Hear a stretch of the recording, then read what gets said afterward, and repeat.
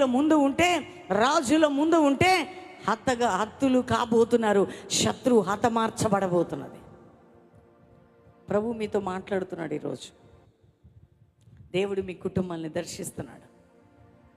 ఎంతమంది ఈ రాత్రికాల సమయంలో విడుదల హత్తులయ్యారట. వాళ్ళని ఏం చెప్పాడు అక్కడ? మాటుగాండ్రను పెట్టెను గనుక వారు హతులైరి. తర్వాత అమ్మోనీయులను, మోయాబీలను, షేయీరు మన్య నివాసులను బొత్తిగా చంపి నిర్మూలము చేయవలనని పొంచియుండు వారి మీద పడిరి. వారు షేయీరు కాపురస్తులను కడముట్టించిన తరువాత తమలో ఒకరినొకరు చంపుకొనుటకు మొదలుపెట్టారు. వాళ్ళే చేస్తున్నారు చంపుకొని. శత్రువులు వాళ్ళే కొట్టుకున్నారు. వీళ్ళేం చేశారండి?